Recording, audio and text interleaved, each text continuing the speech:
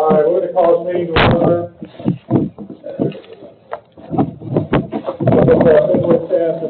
5:36 p.m. This is the volunteer fire department ad hoc committee. Let's see. Who's saying the invitation? Heavenly Father, thank you for allowing us all to gather here today. Watch over us as we try to intellectually come to an agreement, and thank the firefighters and EMS people for running the calls. In Heavenly name, amen.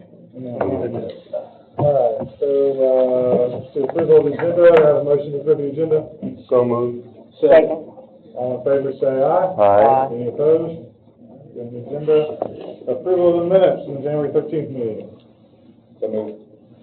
Second. Second, all right, any discussion? No, all in favor, say aye. Aye. Abstention. I missed it. Constant things, any opposed? Okay. All right, that passes. Recognition of public, no one signed up for public comments, so we'll move on past that. Old business, funding ideas for volunteer fire departments. I'm going to request we just leave this in old business, and we'll come back to that when the time is right. Any objections to that? No objections. Go ahead, sir. Since we're talking about funding ideas, I know we kind of mentioned it a minute ago.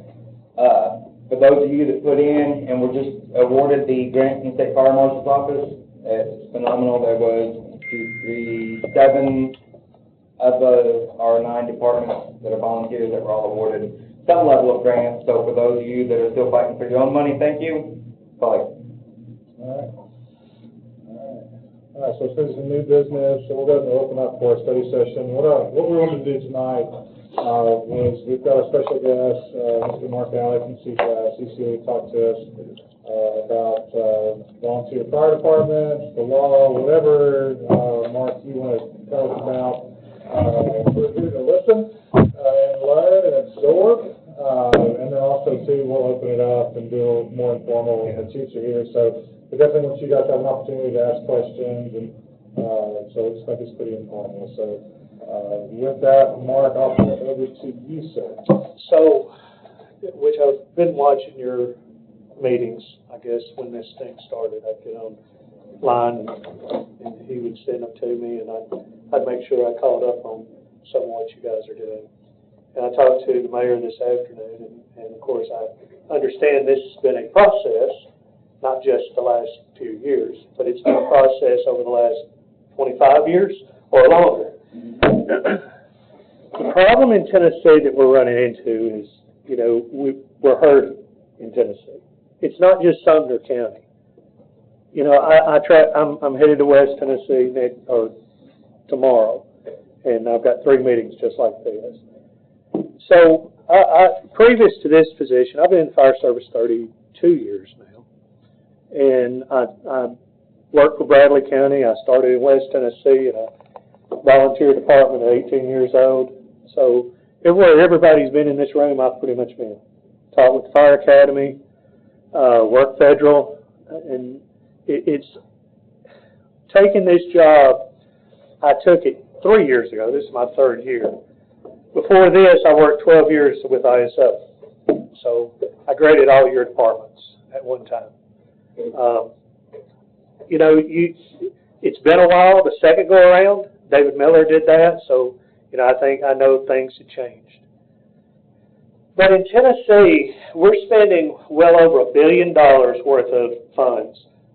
That's in local government, that's in federal grants, that's in AFG grant, that's in the fire marshal's grant, well over $1 billion. That's about $178 per household. We've got about 7,500 or 7,500,000 residents in the state of Tennessee. So we're anticipating that growth to be another 2.5 in the next 5 to 10 years. Of course, where are they going? Well, I think you know exactly where they're going.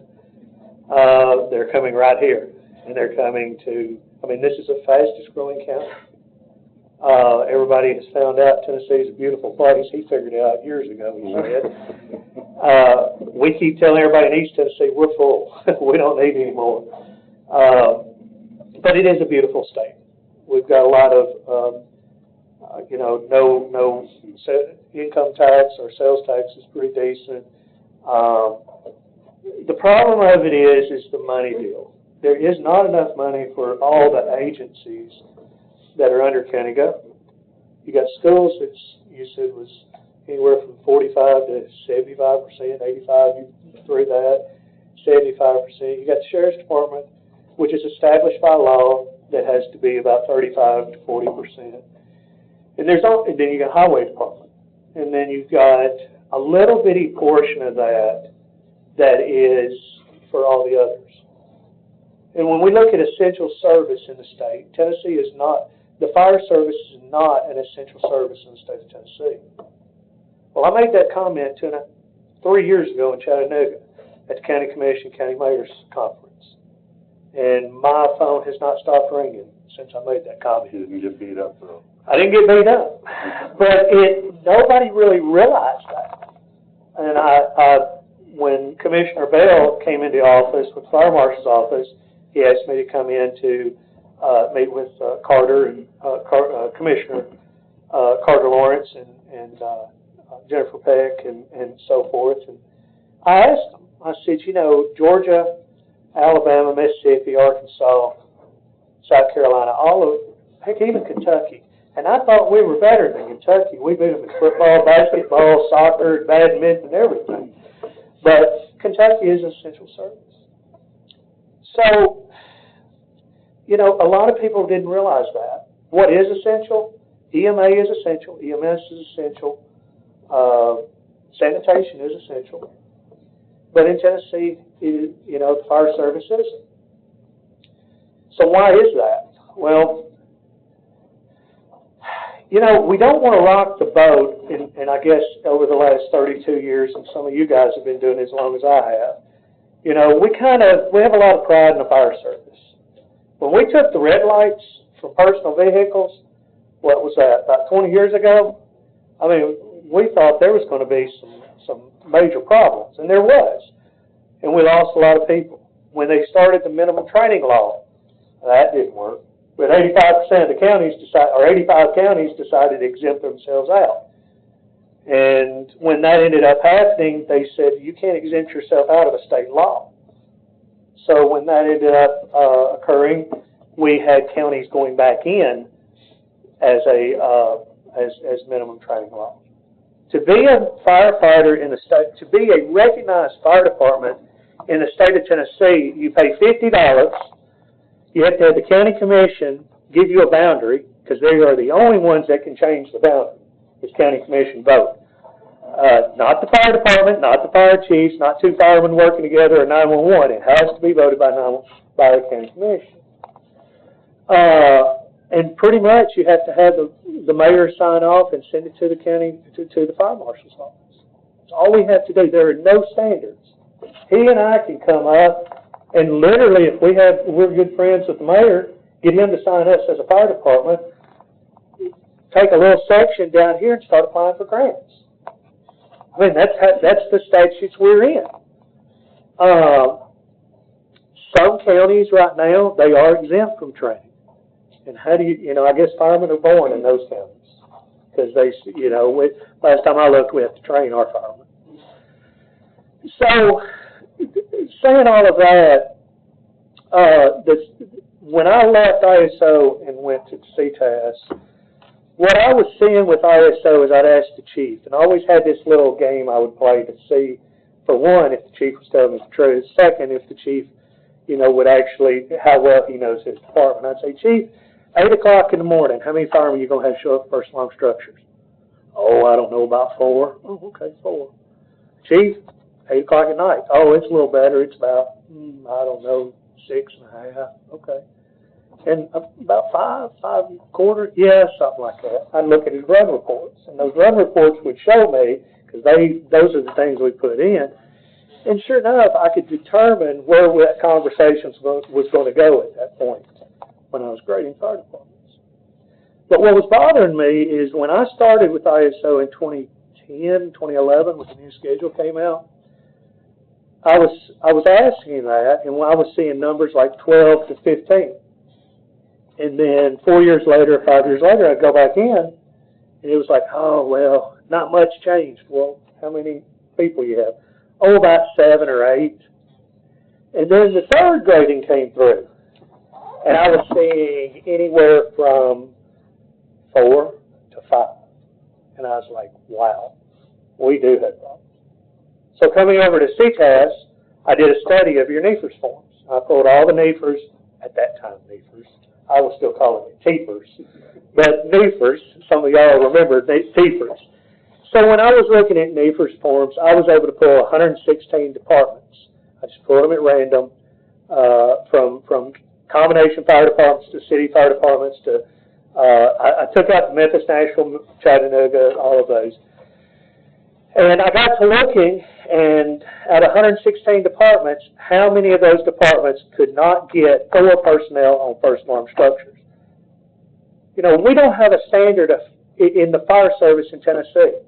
We don't have a standard of personnel. We don't have a standard of equipment. We don't have a standard of nothing. We got to go on something. We can go on NFPA or we can go on ISO. Or something. We've got to have something. So let's just look at ISO because it is the easiest thing to determine where we are. And both of those are correlated to each other because ISO standards are done by NFPA. And it's the general criteria of NFPA, your 1710 and so forth, systematic equivalent analysis. So when I looked at that, I did a number of 4 as a minimum. And like I said, 43% of the departments could not, out of those 116, could not get 4 of their own people responding to calls. So what does that mean? They're at 10. All day long, they're at 10. And they are, and ISO is hitting it harder this time due to that fact. Now, is that a Tennessee deal? No. I've graded in 16 other states in this country. The only place I actually saw any difference was up in North Dakota, and I was seeing 50 and 60 people.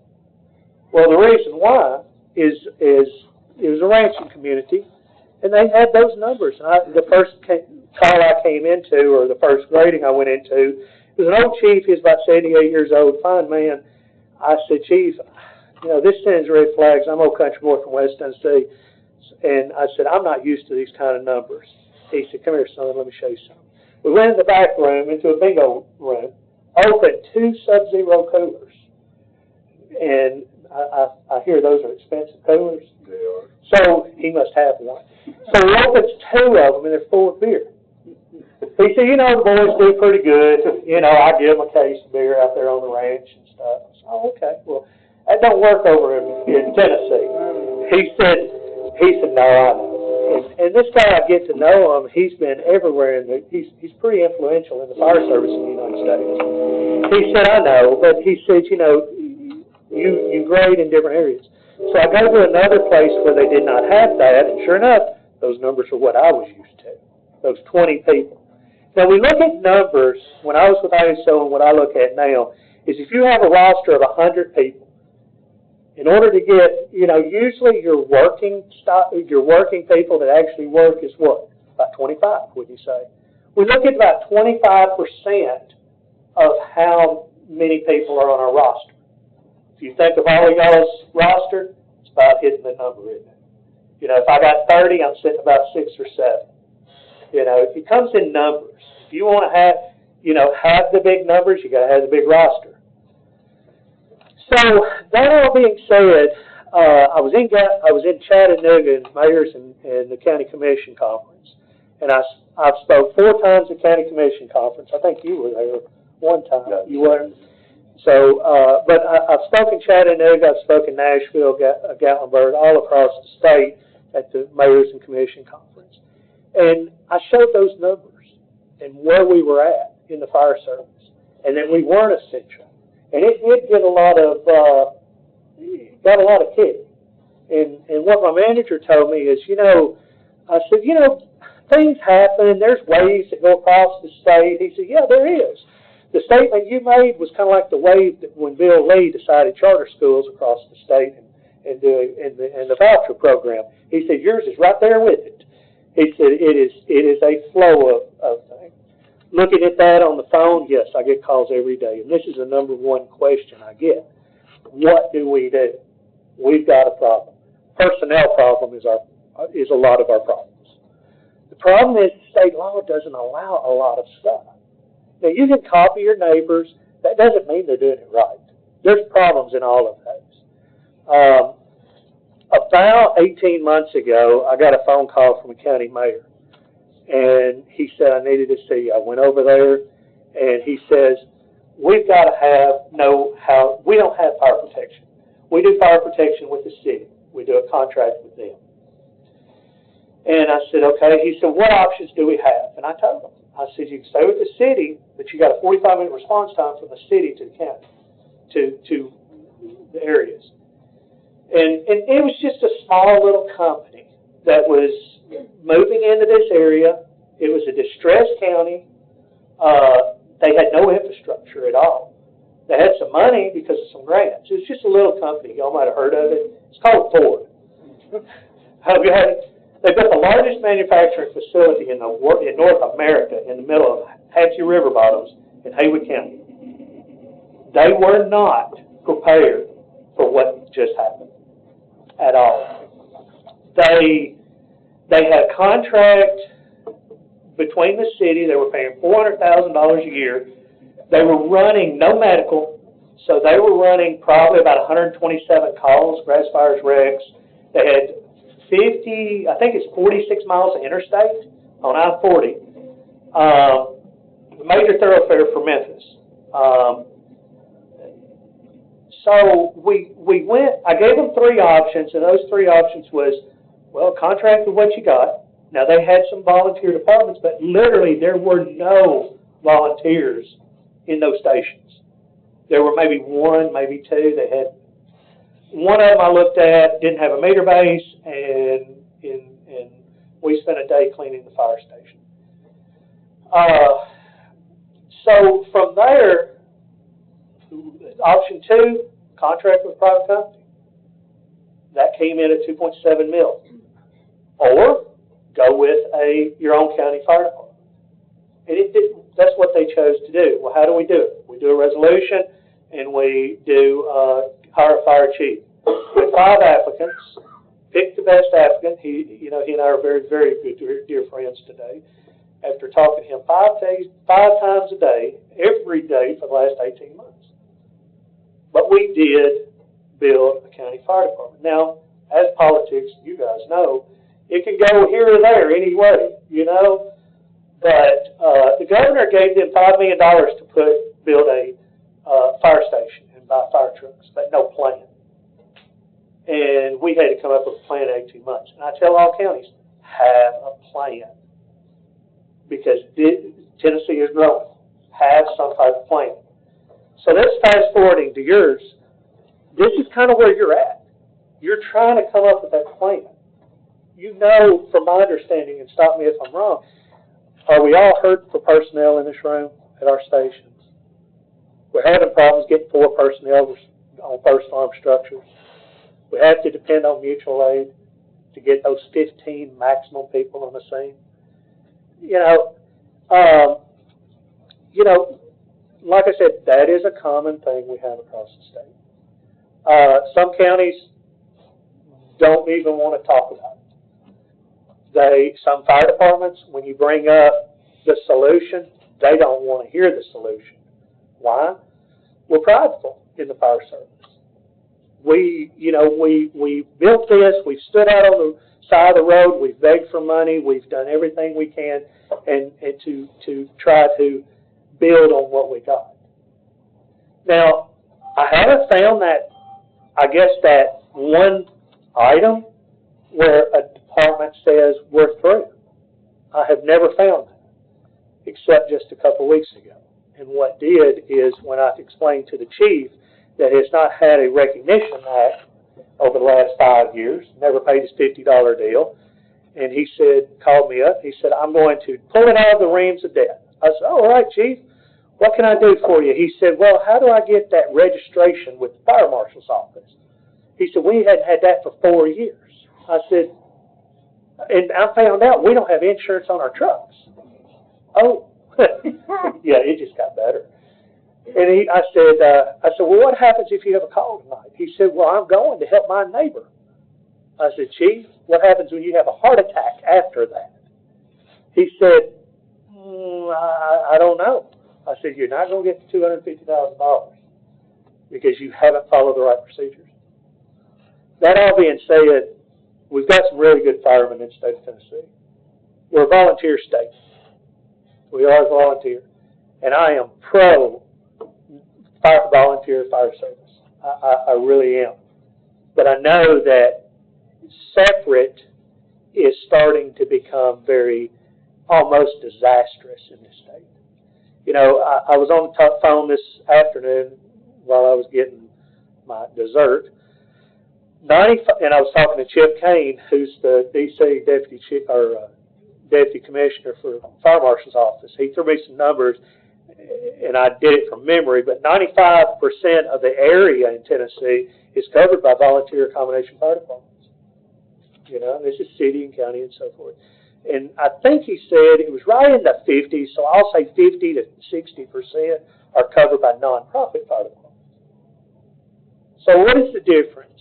So in Tennessee, we have municipal fire departments covering a county area without a contract. Without a contract. And I'll say this, there are departments right now in Middle Tennessee that are saying, we're not going out into this county area except if you need us, where they used to cover the city and the county area, because we got to look at how much a fire truck costs. It's $500,000 to $1 million. We had a 26% inflation rate over the last 5 years, with an 8% inflation rate in 2022. And cumulative inflation is usually, inflation is 3% a year. So right now, air pack is what? $11,200, right? Somewhere, what's 5 years going to be? 15.6. That's where we're going to be sitting. There's a whole lot of fish dinners we're going to have to do to pay for the fire service after that. A lot of them. So, you know, I think there is, so going to the counties, you can have, you've got nonprofit fire departments. Nonprofits is you are your own business.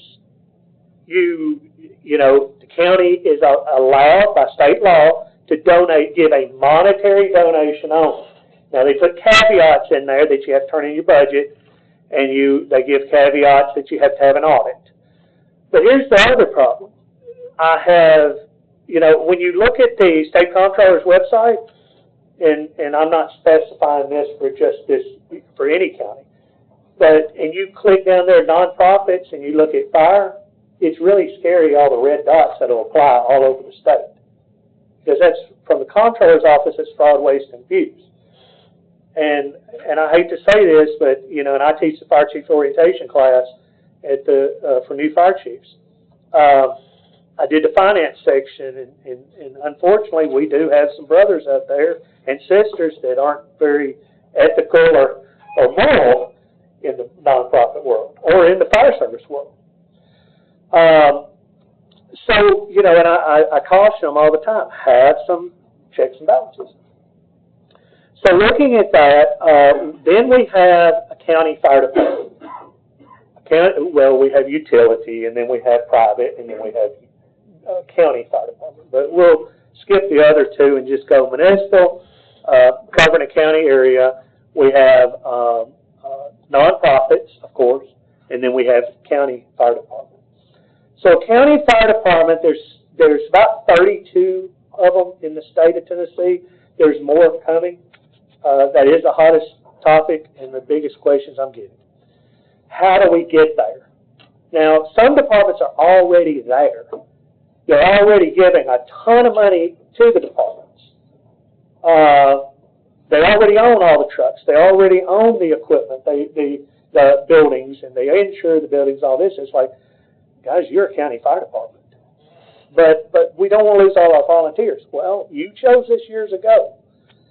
And, you know, then there are some departments that, you know, when they are in that county avenue, then you always have one that says, no, we're nonprofit. Well, you can't have nonprofits in county fire. Once you become a county government, you become a county government, just like the sheriff's department. And the sheriff can't have all of his deputies having checking accounts out there. Every time you write a ticket, it puts it in his personal checking account. That doesn't work real good, you know. Well, that's essentially what we're doing in some of those other models, you know. Seeing some of these other models, and you and I have talked, Commissioner, about, these counties may be doing it and so forth. It doesn't matter if it's right or it works or doesn't work. It might work for some time, but, it's one of those things in the county commission world and county mayor's world. We want to make sure that our tax dollars that we are donating to the nonprofits are used to the best ability for what we intend them to be. And that's what, all of us is, we expect. So I'll give you some examples of some pros and cons on each one, and then I'd like y'all to ask questions, because I could talk for 4 hours. You can ask my wife. And she's in the back room with us. So, option one, we could stay a nonprofit, do nothing. Well, pros, spending and purchasing, we can do what we want to do when we want to do it, turn in the budgets. Grants, we can apply for grants, individual grants, go out there and search for them. Fire Marshal's office has those grants that came out. Every fire department in this state should apply for that. It was about $33 million of funds that we did not have the money to fund. Those needs, we did not have that. Fire Marshal's office did a great job on trying to get that information out and even walking you through it. It was foolproof. Another pro of being a nonprofit is you got great outside time. Vitamin D time, going out there and standing out on the side of the road and doing some car washes and stuff. And that's a pro, I had to come up with a third one. Cons, unknown are our financials. We can't plan. We don't know how much we're going to get. And on top of that, we don't know if it's going to, with air packs going to 15.7, 15.2 in 5 years, how are we going to do that? There are some counties right now that are getting $8,000 a year donation, and they expect them to survive. They will not survive. Another thing is we spend a lot of time, and I've made this comment with the Fire Marshal's office and a lot of chiefs in the state. We don't have, so the new NEARS program on a really good structure, multiple companies that went, call times, receipt times. It takes, a working structure about an hour to put stuff in. Yeah. I know. And it's all, a lot of it is data driven and a lot of it's number driven. Another thing is, inflation. That's our major problem. We see it at the bread. We see it when we buy our eggs. I think we see it every day with what we're doing. Like I talked, 24 to 26% inflation. It's not going to quit. It's 3% every year. That's what it's going to be for this point forward until destiny or infinity. We got limited personnel. Eventually, I'll say this, eventually we'll fail. We will fail. Why do we stay? I've been to departments that on nonprofit status is, and it's a lot of it's pride. A lot of it is, it's hard to let go. It's hard to let control go. And I get it. I'm a secretary in a nonprofit organization outside of the fire service. And, and it's very dear to my heart, and I would never want to see that go away. But but I do know the time commitment that I spend with that nonprofit, because I've been on the phone probably 3 hours every day with it to just handling business. So those type of things, that's where we're at. Also, it's just a number, but we got to have some type of standard in this state. The citizens don't look at what the name says on the side of the truck when they need us. They just look at what it is. Option 2 is and I've suggested this on several counties, and several counties have it. It's a county fire marshal. County fire marshal acts like the fire marshal's office in Nashville. Fire marshal's office technically, they don't have a lot of control with us. They have support, right? I don't see Chip Kane or Mike Bell coming and knocking on every door at the fire department. Now, can they? If they're outside of service, they can. But, they don't they're not telling the fire department how you should run or how you should run. They're there to support with community risk reduction. They're there to support with arson investigation, not criminal, but with the loss prevention people. They're there for, they've got a lot of programs with smoke alarm detecting and now carbon monoxide. They're there to support the local jurisdiction. And that's what they do a good job of. They also fill in for the ESF4 function when there is a disaster. When the team of PIT is activated in Nashville, they have Jeff Elliott or Jason Driver or somebody go to the PIT, and they're staffing ESF4. That's the firefighting function of the emergency management system. We have TMAS that has helped tremendously just having that function in service. The pros of having a county fire marshal, and we're doing this right now in Anderson County. Mayor Frank, I was actually on the phone with them this morning. McMinn County, Anderson County, Knox County, Williamson County, they have something of that state. It may not be that name, but technically it should be, because state law allows for a fire marshal. So the 3 laws that we look at is monetary donation to nonprofits, a fire marshal can be appointed by the mayor, or a county fire department under 517-101. There's no other standard anywhere in that. The reason why I looked at I've always loved the fire marshal idea is because at the bottom of that law, it says to coordinate the volunteer fire departments. Now, we as firemen don't understand the word coordinate. And sometimes as a response person, you don't understand the word coordinate. We think we man in charge. But that job is not an I'm in charge. He has no authority. Because a fire chief has an assistant to the commissioner designation. And that person is responsible for his jurisdiction because it was appointed by the county commission. He is it all falls on that chief's back. The liability, the coverage, and everything, it falls on that chief's back. With the fire marshal, some pros is it is a support to the nonprofit departments. They can do fire reporting. Now, there's a caveat when you look at that position. It's appointed by the county mayor, but there's an education stream in there that I kind of like. And what it is you will be a fire inspector. So it's kind of like when EMA designed an EMA director's job, they had so many, I think it was 3 years, they had to have all these classes. And TEMA they got it going on when it comes to EMA. I have seen it over the last, and I've been part of EMA for years, but they have a educational side of it, they have a qualification, and every county has to have an EMA director by state law, and they're essential.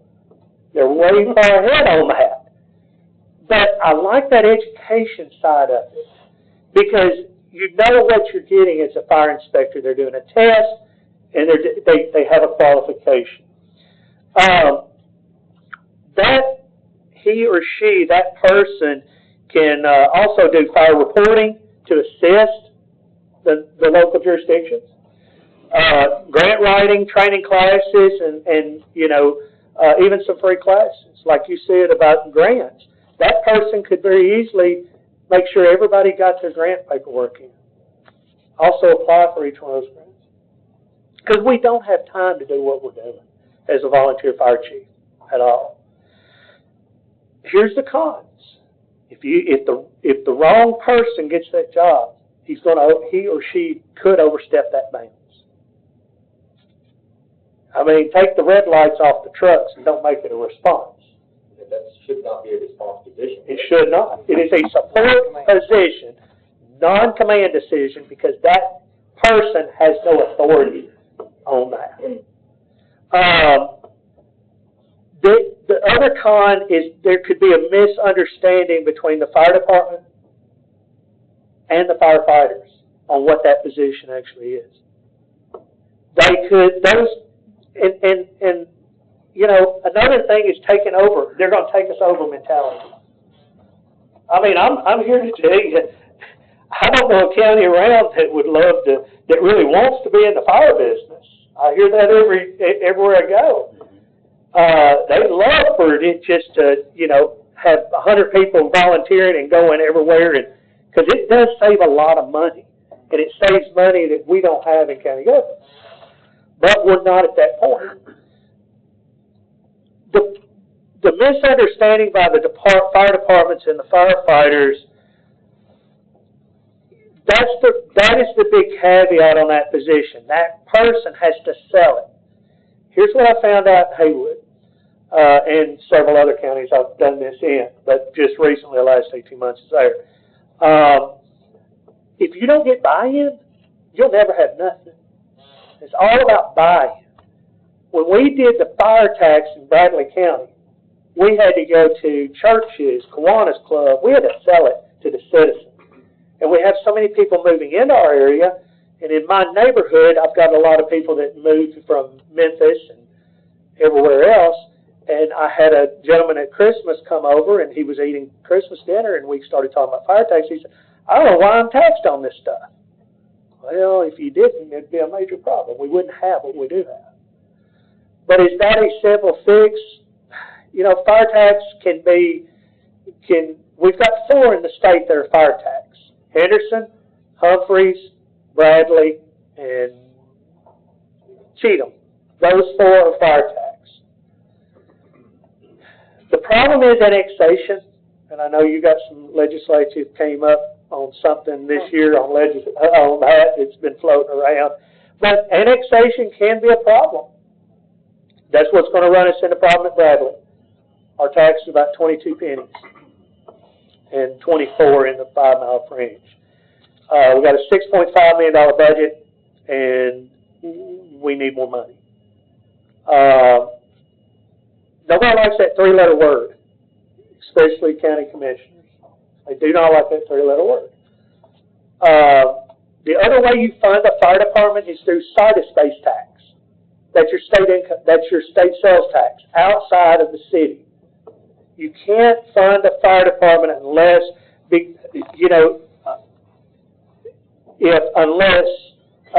can only fund a county fire department with tax dollars outside the STVA money, industrial development board money. Those are the only way we really can fund a county fire department beyond the monetary donation. And nonprofit is the only way you can do monetary donation. There are some counties like Rutherford that has enough tax base outside this area. The way you have to sell fire tax is you have to sell it by, mouth's getting dry now. You have to sell it by how it will help the insurance ratings. Well, that's not always the best thing, since the insurance companies went up about 28% on your homeowners insurance this last year. But, it is what it is. Another option is and this is the third option, is county fire department with contract. That's essentially like Rutherford did. That's what Cheatham does. That is what Rome's doing. That's what Severe is doing. Williamson, no, they're not. That's really what all of those are doing. Is a contract. You set county fire up under 517-101. If you have some nonprofits that just isn't functioning or they just don't want, you have to have that conversation and selling it and looking at it on both sides of the fence. Their board may want to say, you know, look, we're tired of this mess. We're out of the business. Then you can take that section and make that a fire department. That's what Sevier County did with Sevier County Fire Rescue. Then what they did is they contracted with English Mountain and all the other departments that cover on the outside, Seymour and so forth. You know, the chief had to sell it, and the chief had to, and the firemen had to see that it was beneficial to their operation. He's got a good thing going. He looks at, if you're running EMS calls, you get another $2,000 for the department or for whatever it is. If you're running rescue and EMS, then you get another X amount of dollars. So there's contracts. Now, contracts can be looked at two different ways. You know, it's send a contract, receive a contract, you know, and it is negotiable. And under that contract, it can be written that, you know, if a county wants expects a Class 6 ISO rating, and if that contract goes to 10, it's null and void. Then the county commission has to make the decision. You know, we gave you the opportunity, then your boundary can be changed and given to some other department. If you have that county fire structure, you know, you're talking about a substantial amount of money to get into the fire service with personnel. You're talking about a loan at $63,000 a year, benefits on top of that, workman's comp, all that. You're talking about a $1.7 million budget with 12 personnel and a full-time chief and deputy chief. That's just, but then you're going to maybe a training avenue. It depends on what Hendersonville is paying and Gallatin and so forth. They may be so high. So what Montgomery County did is they did a comparison to what their city, which Clarksville was, and then made that comparison and made their department about that same. Montgomery's the next biggest department that's starting, and Chief Rios just hired, I think he's sitting at like 32 people, but he's done that in the last 12 months. And it's not over with yet. I mean, he's fixing to, you know, move even farther. Another pro is if you have your county department, it can help the nonprofits by automatic aid agreements. Equipment standardization, everybody buys it, you know, and looks at it the same. Grant opportunities, there's usually more grant opportunities on that standpoint through AFG if it continues through. The only problem with option 3, same as option 2. Wrong person may overstep that. So we're county fire. We're professional. We're paid. So I've never been asked for a W-2 form getting off a fire truck. So, those type things, it takes a strong leader. It takes that right leader. And that's why I say any decision you make. You look at going into, you know, to option 4, that's pretty much, you know, a county can't just come in, there's an AG opinion. A county can't come in and say, we're turning all your assets, they're all ours. No, that won't happen. That can't happen. Because they are an entity of themselves. They're like United Way or anything like that. And we don't need that. You know, looking at these 3 options, you know, every step 2, step 3, and even the option 4 of being like Bradley or Montgomery and so forth, you know, Montgomery's doing option 3 going to option 4. But option 2 gives you that standpoint of a fire marshal, then you see what data is there. You see what's kind of going on. You give an educated, you give the support. You're giving nonprofit fire departments every chance to survive. Every chance. And I'll tell you, there's some counties we made that should have been looking at what you guys are looking at now about 20, 30 years ago. Some of them, no, not here. I'm serious. I mean, y'all have got good departments. You want better, I know, but you got good departments. You get a call right now, it's a big fire. You can drop 100 people on the scene. If you call enough people, you can get 100. There's some that would have problems doing that. There's some that in this state that they don't even, it's so they miss a call or two, medical or something. There's some that they hadn't responded in 3 years to a structure fire, and they've been called. So I applaud you guys for coming and doing this type of thing, having that planning, because that's all I ever wanted when I made that first speech in Chattanooga. Have a plan. Come to the table with a plan. So I hope that gave you all the broad avenue of it. And I know you probably got a couple of questions, one or two. Yeah. All right. I got a question. Okay. I was reading some of your CTAS stuff, and it talked about the county fire marshal. Yep. And there were specific things, yes, the plan check buildings, and are those absolute musts? It looked like it's a TCA. Plan check buildings. Yeah. Oh, no, that's pre-planning. Okay, so Pre-planning. that's not necessarily a requirement. Okay. You can write the job description any way you want to. Okay. So I was looking at that and going, oh, you're going to need 5 or 6. No, that is just an option, and those are an example of what they can do. Okay.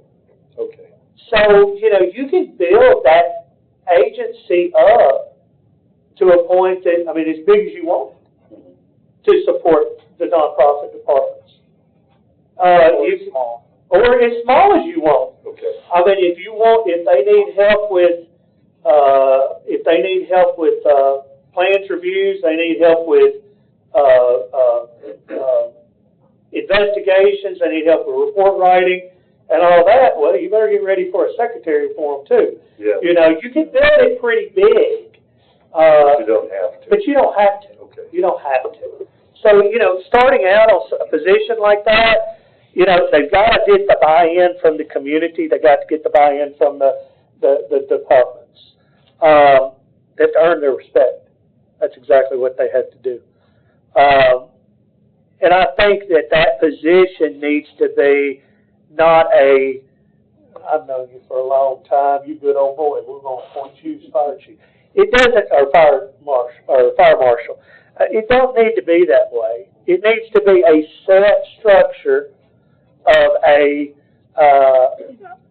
I'm doing an assessment center in another county, probably end of the month, and what we do is, we give the education, we give some data collection, we give some presentations and so forth, and it's a structure. Each person gets the same questions and so forth, and then the commission or a board makes that recommendation. So, I know you said ISO, one of the big questions is, can that department get 4 people of their own on there within, on the first alarm? So the question is, and with where I live, I'm unique. I'm happy to be almost dead smack between 2 of these guys' zones. So if my house catches on fire, obviously, they're going to page right off the bat those 2 volunteers plus the city of Portland. Right. So obviously, city of Portland's going to give me their board or whatever their engine company is. That's great. It's not their primary district. But if I get 2 from one volunteer department and 2 from the other, they still haven't met that requirement because they're individual departments. But if we go to, like you said, a county fire service and then contract with all these individuals, are they still a county fire service? At that point, would we meet the 4, or is that still going to be a no? Still a no. Yeah, they have to, they could be contracted, but it'd have to be like Highland and Oak Grove would have to be the same department. Yes. With different stations in order for that ISO to. So it would be the fire protection area, so they would have to be graded as one department and moving that forward. So, Mark, I think I asked this question when we spoke. If we were to look at, from a countywide perspective, going to a single nonprofit department with individual stations with the current configuration, would that get us to where we would need to be for ISO, where you could have each of the mutual aid responses and still catch the right numbers? It could, but you're still limited to, and I've got, two like that currently. And the reason why they are that way, well, one of them is they don't want to, but the main reason is in this election year, and they don't want to pull the trigger to go countywide right now. But keep in mind, if they go into one thing, they are totally in charge, and you are doing a monetary donation only to them. And also with a monetary donation, they have to determine who their chief is going to be. They're going to have to do their their audits and so forth, and they're going to have to figure out who's in charge. And that's sometimes difficult with us because we all qualify. You know, that takes administration when you start talking about that much. Murray County's that way. Murray County's begging to get into the county system. And, you know, they've got an excellent nonprofit department. Loudoun County, Murray County, Lawrence County. Lawrence County just started up. Tyler's doing a great job with it. But Murray County, it's that inflation is going to hit them. Is what's going to hit. And they're having problems finding the people to staff stations. So they are way on that outside boundary. Yeah. I just see it from, my background is not emergency response, not fire. Yeah. But I just see it from more of a business perspective whenever oftentimes consolidation does help to offset some things because you can get some economies going. It is. Yeah. It is. And, you know, that we've done, this is not something that county governments and counties have never seen. I mean, look at the schools. That was done, what, in the 60s and 70s of consolidation of school districts and different things like that? They're monsters. Yeah, and I mean, now we're sitting with monster schools, but we got that tax base to do that. You know, the problem of it is we're catching up with inflation.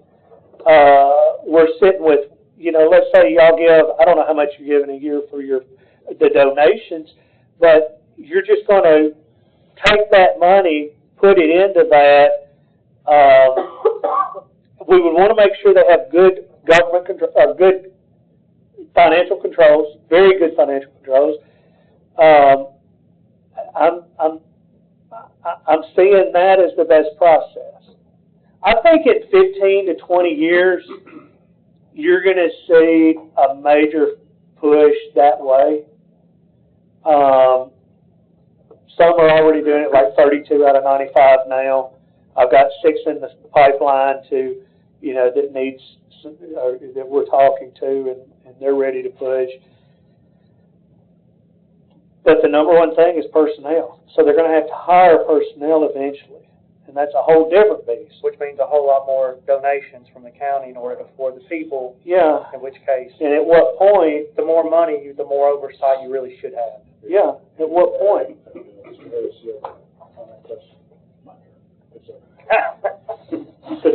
What is? Yes, This is what is. yes, sir. And I probably am hesitant about even saying anything because it's probably going to make somebody mad. Not y'all. Can you take a department, let's say the building code department, and increase the building code fees or permit fees and have that money go to the volunteers?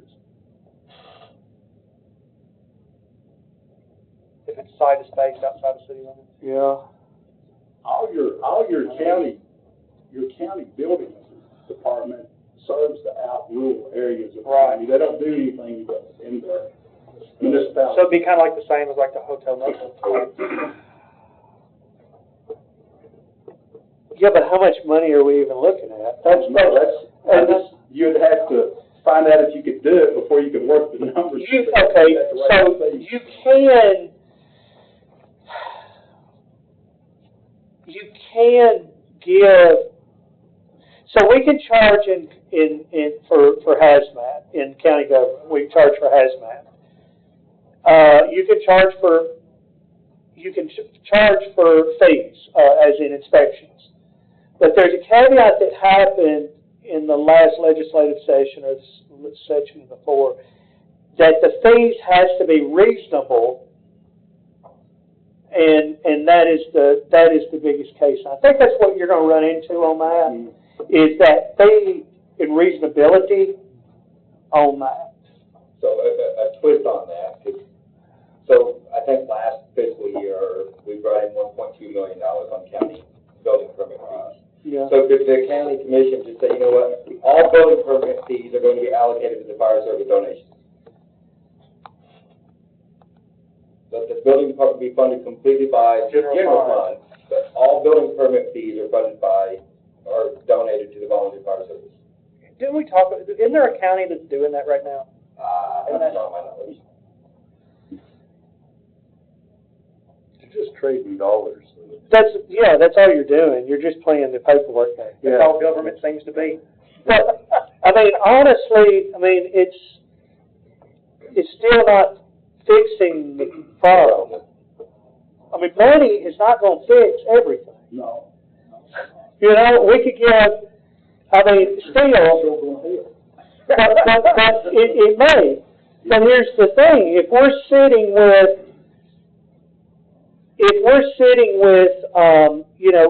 give this guy here that knows about, we give him $100,000 more a year to his fire department, it's still going to take him an hour to put big deepers in, or teepers, or whatever we want to call it. How many people you got respond? What are those keepers? They're national reporting. We used to have it in the system in Tennessee. It's an old man thing. There's still that's one of the things right now in my issue with a lot of the fact that this is all completely nonprofit, they're all doing all this for free, is there's so many state requirements, whether it's the training of the personnel or the assistant to the commissioner or the commerce secretary, and the reports they have to do every daggone day. They have to have them submitted within how many days? 15 days. 15 days. 10 or 15 days. Any call, whether medical, fire, they have to, and the amount of time it takes them to do this stuff is astronomical. And the fact right now that you've got 9 different departments having to do it, 9 different chiefs, and we just stated, y'all probably run, 800 calls collectively in that 10-day ice storm? I mean, we're so if 3 departments all go to the same call, they all have to do each one of them, yes. And if it's a countywide department doing all of it, then you've got one person. We might be able to afford one administrative person that ends up having to make sure that all of it's getting done. But here's the question on countywide fire department. Can you have a countywide fire department with an all-volunteer force? Yes. Like what Montgomery County used to do, basically. They were not a county fire department and a volunteer force. But you can have, Lincoln County is a volunteer fire department and a county fire department with a volunteer force. We can't survive, right now, counties don't have the money to fund a paid county fire department. We have to have volunteers. They are our backbone in this state. So would that be a benefit to doing that to help with the 4 people's ISO ratings and all of that, because that's all one department? It would. And it gives you oversight. Sorry, guys, I got to say it. You were talking about taxes. As a county commissioner, or I'm looking at it on a government side of the fence, an elected official side of the fence.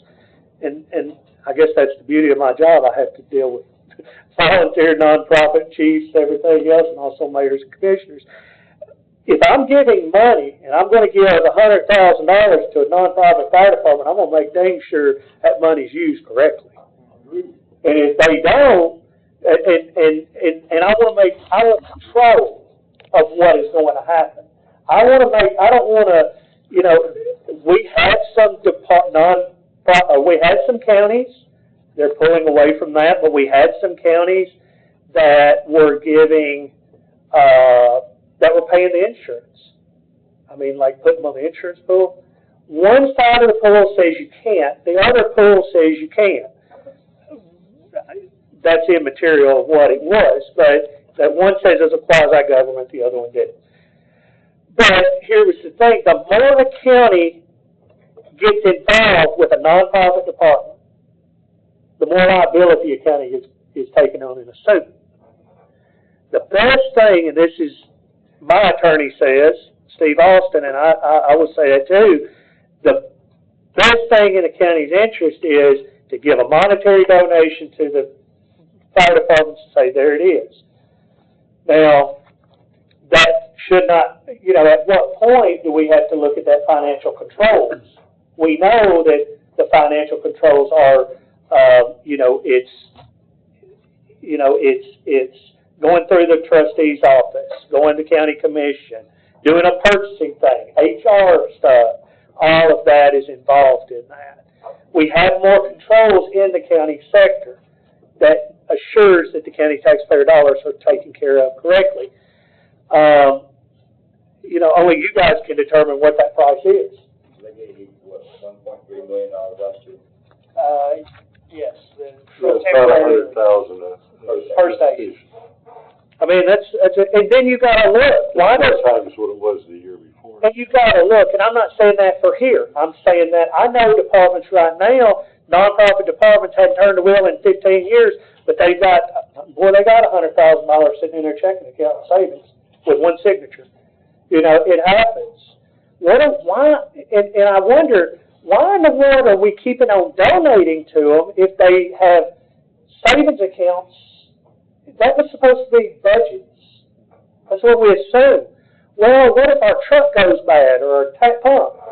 Well, unless you got $400,000 or $40,000 to fix a pump, it's a problem. That was a question this last budget year. They saw one department had been saving up money for a truck, and they just couldn't understand. Well, if they don't have $500,000 for that truck saved up, it's just got to sit there. It is. And then karma always happens. It's always going to happen. I'm almost there. I'm almost out of debt. And then all of a sudden, you bust a pump or you have a wreck or flip a truck. Or the roof case. Or the roof case. It's always something in this business. So, Mark, unpack a little bit more. I like Chris's question on the county department using the volunteers. How does that structure work? County department with volunteers. So you have to be a county fire department. You pass a resolution that says you got to have a county fire chief. You're talking about them all becoming a county. I mean, they're a county entity, right? Okay, their boards have to agree to that. As far as the county getting the equipment, or the county just taking over that responsibility? You cannot. Well, I mean, you're going to have a lot of assets. Sure. You would, and a lot of money to get into the business. Because if you don't, so if you could convince them that let's consolidate in a county, then how that would work is, and I have not seen one do that, because there's always that one person or one department, but their boards would have to vote to dismantle. When they vote to dismantle, all their equipment is signed over to the county. Their checking accounts are closed, and money is turned into the county, to the trustee. Now, it could be voted on to put it in restricted funds. And restricted funds, it could be put into that. And then from that, then you can consolidate all of them together to cover the county area, and it's basically what we did in Haywood. And what all of them, the buildings have to be signed over. They would be put on county insurance. They would be put on county workers' comp. You have an opportunity to do the low-side program. You have an opportunity for the firefighters to be part of the retirement deal that went on, that legislators just passed. The liability is, you know, another thing that's beneficial if I'm a chief in a nonprofit is, you know, look, I have firemen that has a wreck and they injure somebody or runs over somebody or kills them or whatever. We got tort liability on county. You know, we got attorneys and we can afford attorneys.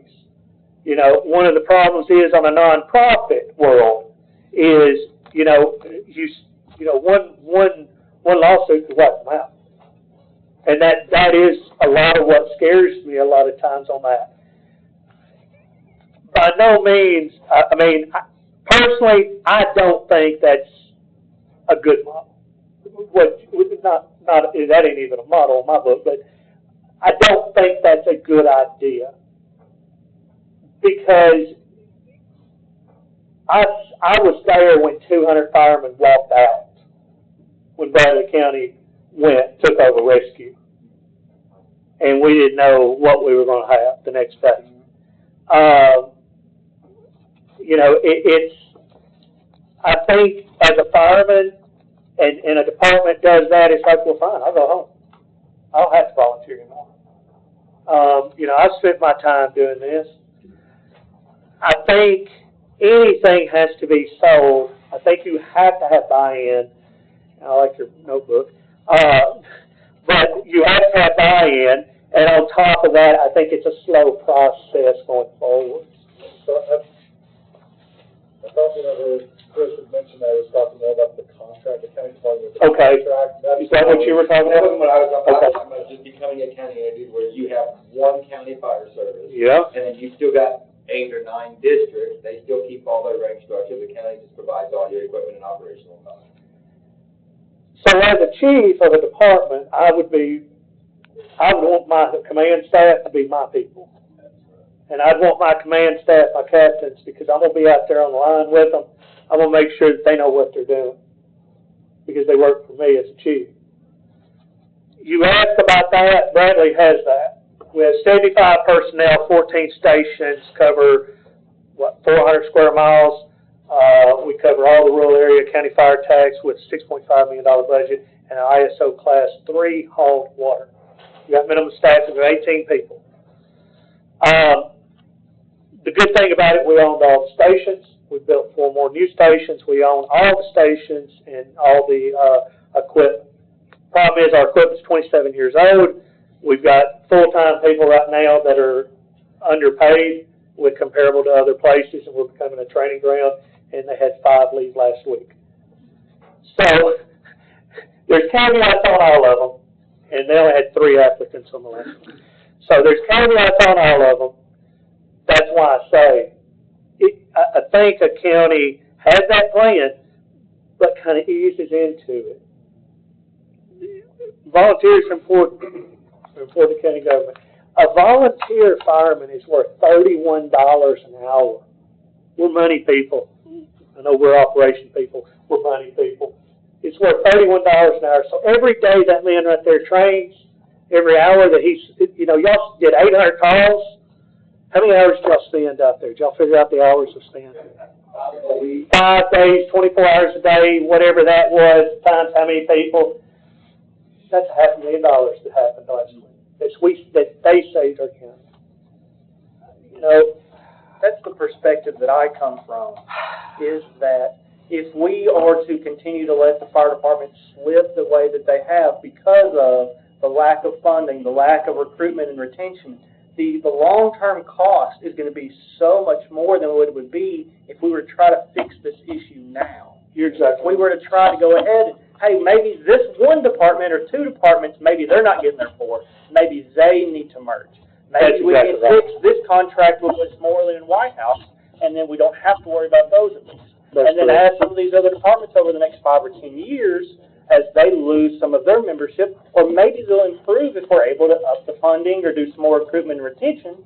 Maybe we can fix that before it happens. But if not, at least we have a marshal at that point. We have a structure. We have something that it can go from as opposed to starting flat 10 years from now when we're already in a crisis mode. So Bradley Mountain bought Rural Metro. Rural Metro has been covering Knox County for years. Rural Metro went bankrupt. I was with the mayor and his chief of staff. They said, what would happen if they don't have fire? I said, I guess you'll be buying surplus fire trucks. I mean, they did not know where that was going to go. Luckily, Brindley Mountain bought it. Knox County has a good service, and they've always had, but they got problems too. There's all. But, you know, I like your option on that. You know, you start small. I mean, think about it. County fire marshal to take some load off of it. You know, I know we can't fight fire in our jurisdictions. I know we're going to have to piecemeal it together with at 2 o'clock in the afternoon, everybody's at work, and maybe our neighbor could, you know, number one, it has a call, and maybe Gallatin volunteer can come over and help, or however it works, you know. We do that anyhow. We have a big fire, we can get people there. But it's not going to be sustainable. We see that in the fire service. I think everybody in the room sees this. We just need a little support. You know, county fire marshal, you know, heck, what's it going to cost you? Probably, maybe. Fully loaded, $100,500. Yeah, maybe a fire chief or a marshal and an administrative assistant. You know, that's a big investment. If that you get that right person, it's a big investment, and they buy into this by saying, "Oh yeah, we don't have to do neighbors for an hour." You know, you're not trying to take us over. You know, Mark. Yes, sir. In the last 10 years, Yes, sir. have you ever seen any volunteer fire department successfully promote and market themselves to the point where they needed nothing from anybody except the people in their district? Because my brain's starting to think now. I mean, the commissioners, we could help a lot if we would just put it out on Facebook. Please donate $100 a year to your fire department. We ask how Highlands fundraisers. Yeah, I think that's part of the equation for sure. Yeah. For sure, so, any other questions? I want to hear his answer. Without county government help, Yeah. not in Tennessee Okay. that I can think of off the top of my head. Because there was a time when it did, right? Yeah, there was a time that we had a lot of coon dinners and fish fries and barbecue things. Picture fundraisers. Picture fundraisers, yeah. And then you have all these people that go around and want to, you know, what has hurt us really is you have a lot of people and start saying that they're part of the fire department and they're not, and they start scammers and stuff, and it makes us look bad. I mean, it was a different time. There were a lot more farmers. They volunteered because they want their barn taken care of if the hay got fire. But most families, most households are single-family households. Right. So, you know, the time was there versus now most households are two-family households. Yeah. But, you know, the finances aren't there, the time's not there, and it's just. You know, I can't think of any in Tennessee. I mean, we've got some really good departments that are really doing well. They can drop 15, 20 people on the scene, and they're sitting with big money in their accounts, but they're getting county funding, donations. They're bigger counties than this, but they can't maintain that. That will not sustain. It's going to prolong where it's going, and there is conversation between me and their mayor and their commission of looking at a fire marshal, because all of them are in that boat. You know, Anderson's got some really good departments. They got a lot of good help. Mayor Frank has done that, but, you know, still, she needed that little extra support, and that's all she's offering. So any other questions on the table for Mr. Alley? I'll just because I've got you here and I'll ask the question. Okay. The Recognition Act. Yes. We do not have a single fire department in this county right now that has ever had a resolution for the boundaries of the fire zones. Right now, the way the Recognition Act is written is there is a thing on there, a caveat, so if the fire department was created before this date, be like 2002, it was like South Fork or whatever happened back then. Yeah, they were grandfathered in. So, right now, all the departments are grandfathered in. So if they have to change boundary zones, right now, technically, it's just two fire chiefs talking. Yeah. Is that the way it has to happen right now until there's some kind of resolution, or, because there has been some reports of the county trying to dictate zones? I think I would do a resolution on that. If you dig deep, and this is what surprised me, there is no central database on resolutions, and most of the time, they try to find it, it's pretty much written 20 years ago in laws. I think what I would do on that is definitely have county commission vote on it, have the chiefs agree on it, but have county commission verify, because that is the proper procedure. But there's nothing illegal about doing it the way we're doing it right now? Not having it? You know, resolutions are interesting because I think I would look at my resolutions, even in cities, I'd look at my ordinance, because they come outdated. So a good example was some people think they were county fire in 1972 or 1974. Well, actually, how it was written, because TVA was emergency management, and then it's like, oh, we're with EMA. No, you can't be a fire department. The law says that you can't be with EMA. But what it says is EMA will build a plan for countywide fire protection. And they never did a resolution at that point forward. And then when that happened, there was no funding mechanism. So when you look at that, it's like, you're not a county fire department. Yeah, but we get money here and here. We at CTAS do make the recommendations to review your county resolutions. Make sure they're up to date, because I did find another one where it said the fire department the county fire department will only be funded through CBDG grants, or whatever that grant is. You know what I'm talking. CDBG or CB. Community development. Yeah, I get my acronyms mixed up. Community Development Block Grant. That's the only way it can be funded. I looked at that resolution. I'm going, guys, when have you applied for one? Well, it went to Water District this time. I said, well, you might want to update that. So now they were doing site-of-space tax, and they were able to fund a lot more. That resolution held it back. Ordinance resolutions, those things should be reviewed routinely. But since there's not a resolution right now, as far as having to move zones, it's just the fire chiefs being able to, until that happens. If they change, I would have Rich County Commission to vote on what the fire chiefs agree on. Not just them saying, we're going to move here and there.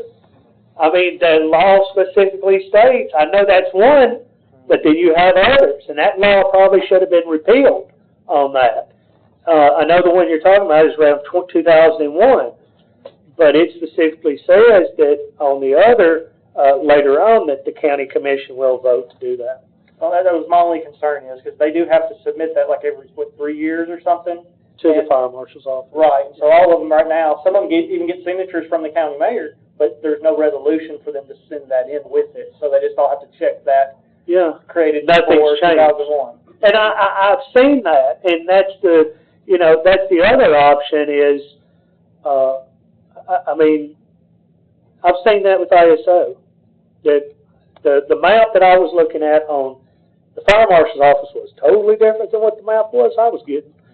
But no, I would have county commission vote to approve the boundary of whatever departments are taken away and so forth.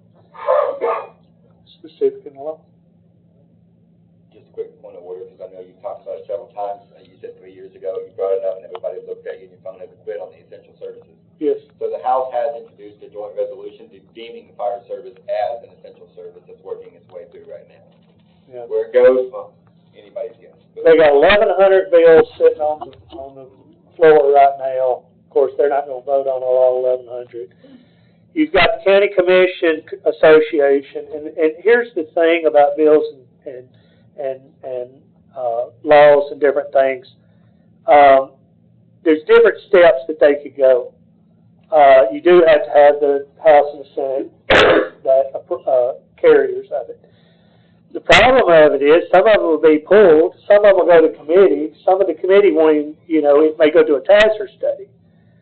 But here's the problem. Anytime you start monkeying with bills and laws and stuff, there's always an equal and opposite reaction.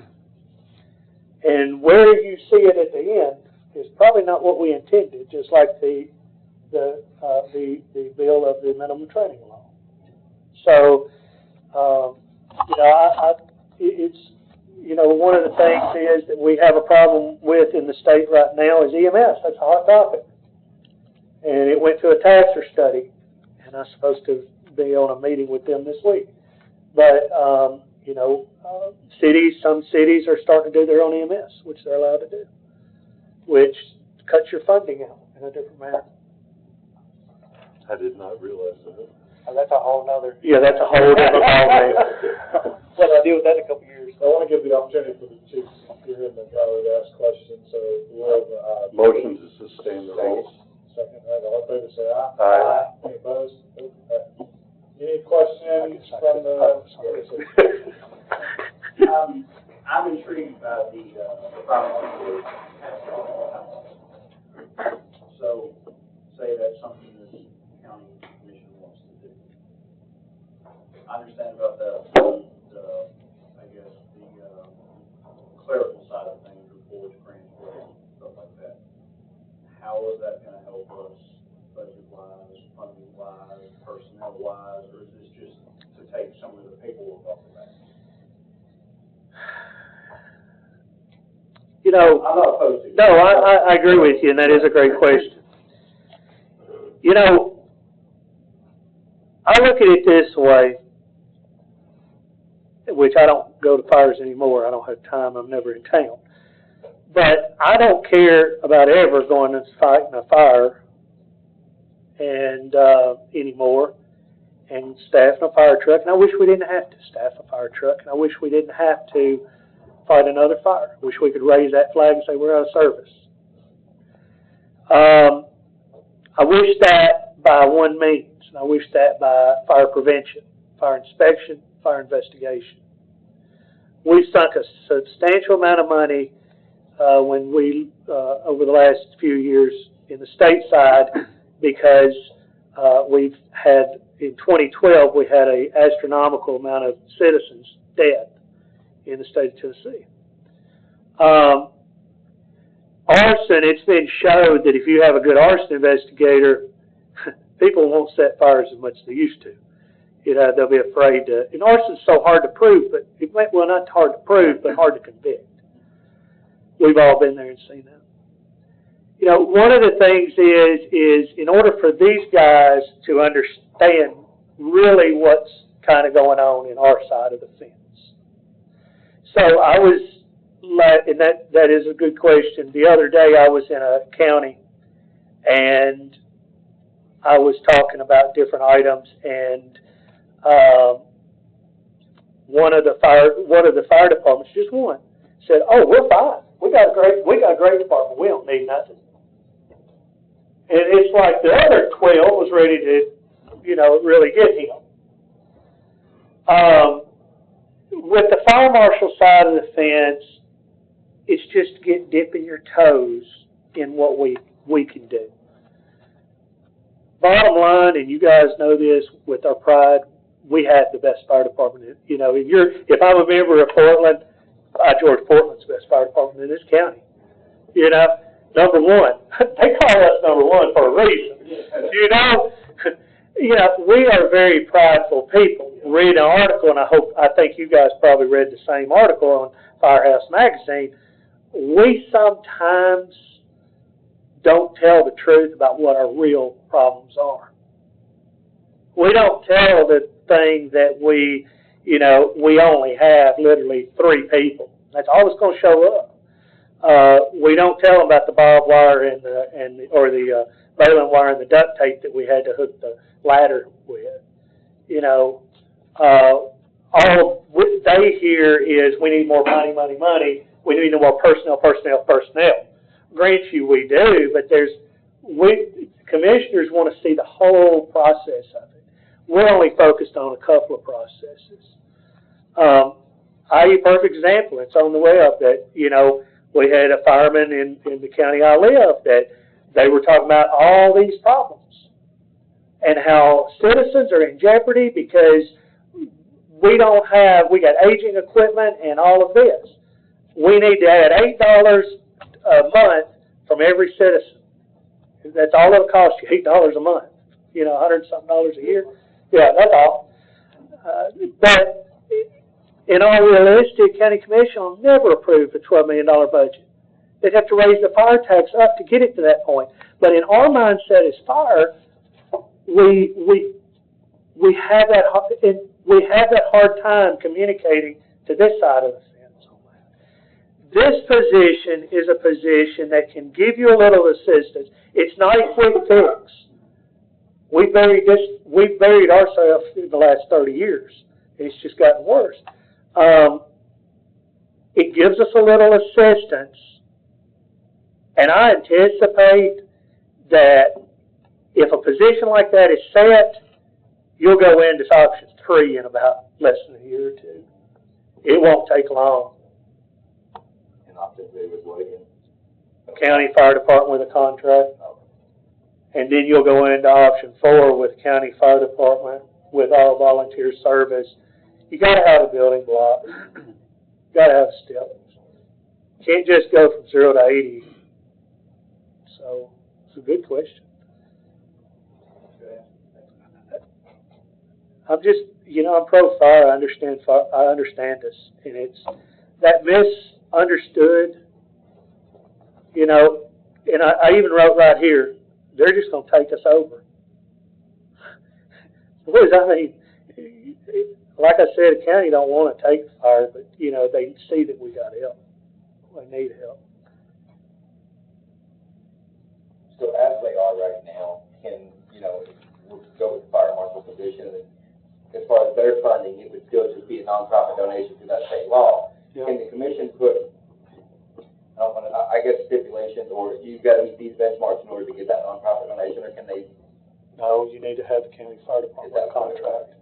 Which, once you do option 3, yeah. Then we had presented 2 contracts before, one from another county, one from CTAS. One from both of those contracts showed. Was it Rutherford? Yeah, no, Robertson. Oh, Robertson. Yeah, we got Robertson. But I do have theirs. I do have a nice one. It was mine.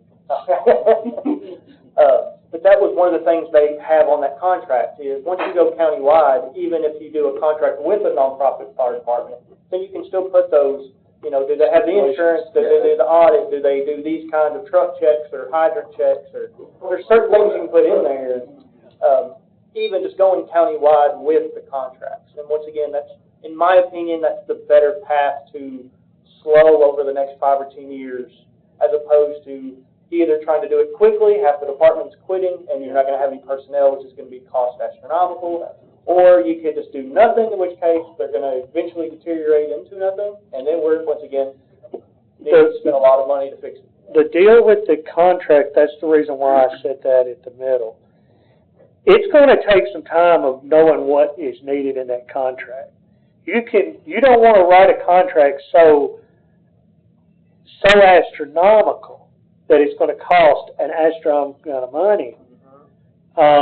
You want it to be doable. I could write in a contract that I want number one fire department to they will maintain a Class 4 ISO rating. Hauled water, you'll never be able to do it.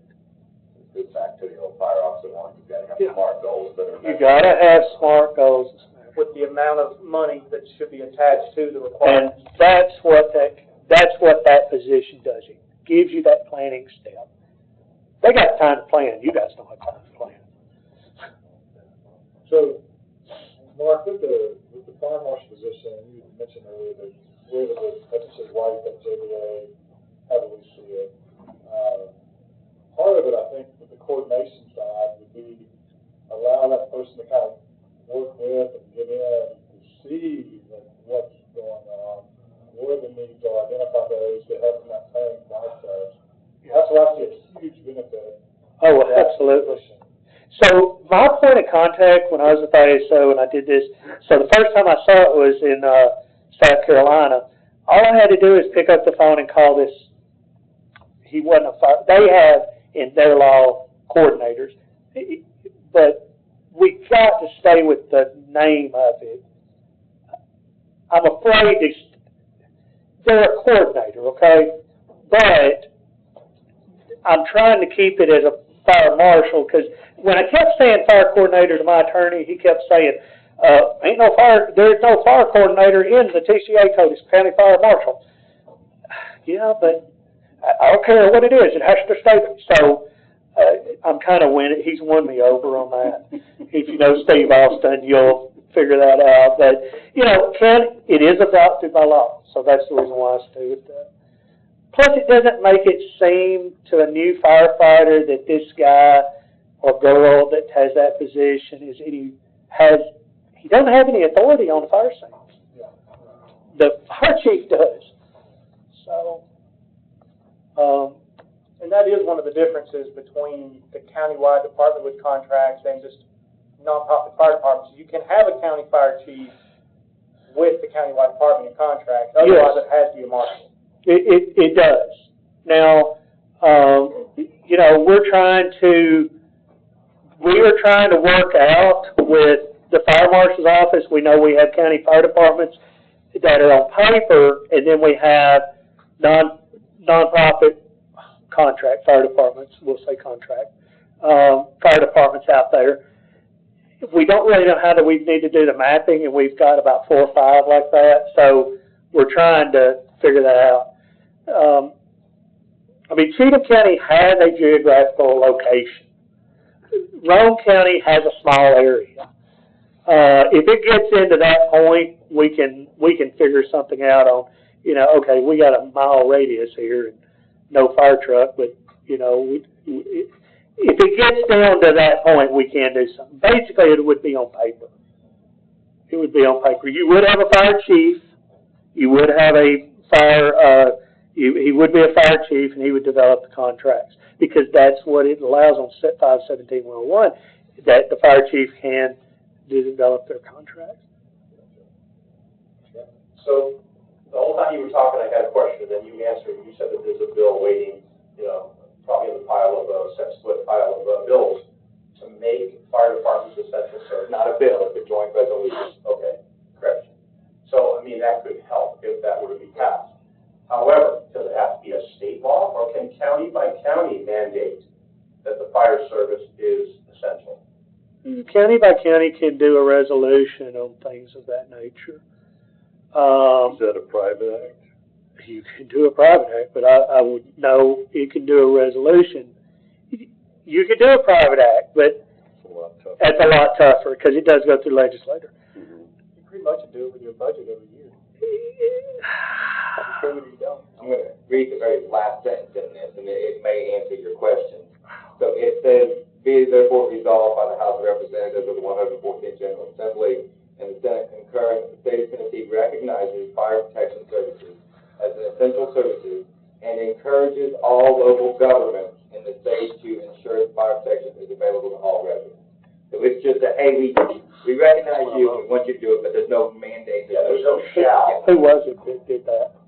Let's have several co-sponsors. Is it the Warrenshire one? No. Originally, it was done by It's a no change resolution. Ashley, but now the co-sponsors, there's several, including Lambert, Okay. Dixie, Glenn. Send it to me. You know, I don't know if I would. I don't know if I would go that route if I was on county side. I know that doesn't help on the fire side, but as a county side, as a commissioner or mayor, it would be like, sorry, I mean, we don't have the money this year. You know, once you go essential on that and it's beyond that,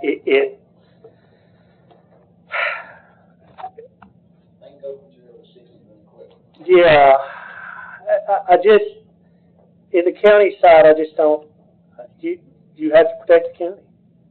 Bottom line, that's your jobs. as commissioners. Protect the county. And sometimes those two positions they don't G-haul a lot sometimes. I don't know.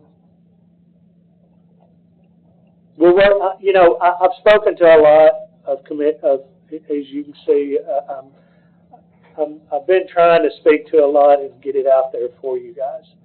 About the essential service, that must have just passed the last couple of days. Yeah, I knew some things had been going down the pike. We've been doing a lot of education, and I've been doing a lot for the last year and a half. The government sees, the county and state and city government sees there are problems. We're trying to help, we're trying to address that, but we're trying to be smart and wise with it. We got more support now than we've ever had in our life. But, I think on the county side, I think moving towards steps is a smart way of going. I know you talked about a lot of the nonprofit donations and things. One of those things that I thought I've seen it work in other places to make sure that it's okay was, so far as county support goes, is your capital projects and the donation of those. Like, I know one of our biggest issues across the county outside personnel is the apparatus. You can't afford to buy new. We don't have enough money to get a loan for one. But the county sits on a large capital projects fund that doesn't go unused, but there's a little bit more money there than the general fund. So as far as like donating a fire truck to a department a year or something, or buying our computer software costs quite a bit of money every year. Doing something like buying a computer software for every department in the county. That way, we don't have that little small step. I think I could justify that with a fire marshal as in the computer software. And you want to make sure that each one of them are different NEARS numbers now. You want to do that. I could justify that if I was a fire marshal was under my office. As in the equipment, a county can do that. They can get the equipment, do the equipment, and then loan the equipment. Now, here's a caveat while you were speaking about that. Benefits of a county fire. Counties have a lot more power, as in bonds. They float a bond, by power of a municipal bond or a general obligation bond. And those are all backed by the higher of the tax, like you just said, and it will end up, if they need to raise taxes, they can because of that bond. Now, that hurts their bond issue by their credit ratings, just like we deal with. That's one thing and that is like a last dear resort in a county government. Like I said, we only have a few county fire departments that are into that function. But counties do have that option to do a general obligation bond. We can't do that in the nonprofit world. Not at all. That was the direction Chris Taylor wanted to go a couple of years ago before the new commission came in. They wanted to do the bonds. Yeah. But how can you do that? You'd have to lease. Yeah, you'd have to lease the buildings to a nonprofit, and then could be an issue. All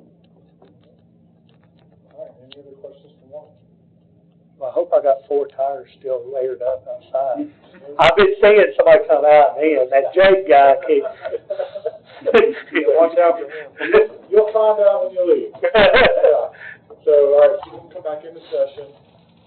Mark, I want to thank you for coming and sharing with us today. Thanks for having me. That was very insightful. I took a bunch of notes, and I know I'll go back and watch the videos. I'm sure there's stuff that I didn't catch. So, we really appreciate your time and the information you shared with us. So, sounds good. Yeah, thank you. All right, so with that, guys, that's all we've got this evening. We're well into it, so one less item on here to do, that's adjournment. Motion to adjourn. Motion? What are we looking at for next month's meeting? Same deal, we'll just continue on with our study. Second. Second motion before we take a vote on that. One thing we do need, and I'll let Chief here, There's baseline information that we requested. If we can get that, that's gonna help us in just evaluating. We're trying to establish where we are, so we'll know where we need to get to, so we can come up with some kind of budgetary numbers for recommendations. So if quickly you guys can help with that, that would be great. So, I know Chief Anderson's been asking, has been asked to work with you guys on that, so, if we can't get that, that'd be great. I think as of now, there's only one left out of the 13 departments. So we have all board members of all boards. So the names of the board The members? nonprofit board. Yes, no, I don't, I know that I actually have all those. I don't know 100% for sure that Mr. Edgerton does, but if he needs them, I can get them to him. Yeah, I think it would be appropriate for us to have all that information that we can get, because then we know who we're working with. And I will say that is one thing that we really haven't hit on that much is we do have several departments that have community board of directors, where their board of directors are actually the people that we have to do the buy-in with as well, not just issues. yeah, and I know we've never done it before, but in the budget hearings are coming up in a few months. Yeah. And we're supposed to have all of that stuff from every nonprofit, and I don't know that we ever have. It's turned in. Yeah, it's not presented to the commissioners. Okay, good, so I can get it from Beth. Okay. All right, so motion and second, all in favor, say aye. Aye. We're adjourned, thank you.